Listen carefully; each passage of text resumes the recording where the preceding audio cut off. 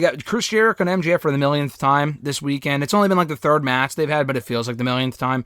Obviously, this is it. We talked about it on the show last week, but the stipulation is amazing because if Jericho loses, he's got to join commentary, which means we're going to be rooting harder for Jericho to be winning this match than we ever had in their entire lives. I mean, he obviously has to win here. And if MJF wins, I think I might riot if I'm in the building that night because I just do not want to hear Jericho on Rampage commentary anymore. He's just not that good, so... Maybe that was done by design, who knows? Him being annoying on purpose, that would be brilliant if so, but again, this has got to be a win for Jericho, right? I mean, it doesn't have to be. Unfortunately, I think it is. Well, yeah, a win for Jericho in the sense that, I given the stipulation, it has to be a win for him, I think.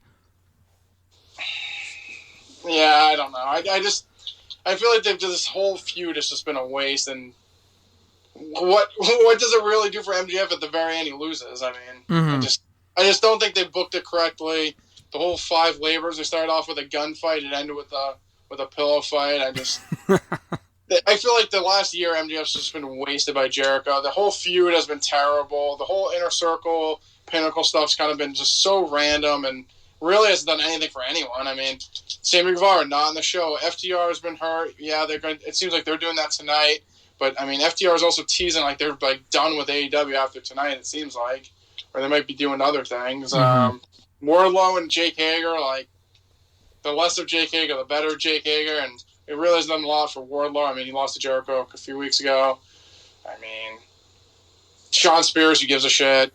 I feel like they had these 2 big factions and no one's really come out of it looking good. Yeah. And FTR has barely been on the show, which they should be on the show way more, but, you know, the Young Bucks aren't going to let that happen, so they're never on the show. And I like Santana Ortiz. I feel like they're never on the show, and Sammy's not on the show right now. Sean Spears, don't care about him. Wardlow should be more involved, but he's not. Hager's terrible. Jericho's doing pretty terrible work, and MJF's barely wrestled. And I just feel like no one's done better, and if MJF loses here, like, what's the point? Like, I get it, so then I went with Jericho, but he's going to, like, are they going to continue it, or is he going to say, like, he's done with Jericho and Jericho beat him? Like, I don't really get it. I feel like MJF has to win here to, like, at least seem like he beat him 2 other times, okay, but he lost the last one, so, I don't know what that means. Yeah, I would rather see, they should have done the 5th labor on the pay-per-view, because I feel like they already did the match on TV 2 weeks ago, so to run it back 2 weeks later is weird. It's not going to be that much better of a match because there's no real other stipulation attached to it. It's not a no DQ match. It's not last man standing or I quit. It's a regular old singles match. And their last singles match wasn't very good, mostly because of Chris Jericho. It was decent, but Jericho is just not what he used to be. That's one thing. The second thing, I would rather have seen, like I said, the 5th labor on the pay-per-view. Jericho loses and goes away. I mean, don't you think with all these people coming in, Punk and Bryan for sure, probably other people, and the roster they already have, they don't need Jericho right now? I mean, honestly, can't he go away for like 6 months and it wouldn't really make much of a difference? It's more the fact that if you're going to have it's more the fact that if you're going to have MJF lose one of the matches, it shouldn't be the last one. Yeah, I agree. If he's going to lose one of them, maybe you have him get screwed somehow and like Jericho fucking beats him dirty and then you're like, oh, well, he cheated, beat me, and that's the last one. And like you said, then he can go away for a little bit. I just feel like he loses here, just like Jericho doesn't gain anything really because he's doing not great work right now. And then if you have MJF lose, then what does it do from there? And then he's lost.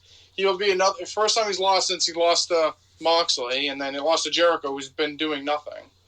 And then what do you do with him from there? Yeah. I just feel like if you have him lose here, then he'll get overshadowed by all the new people coming in, and then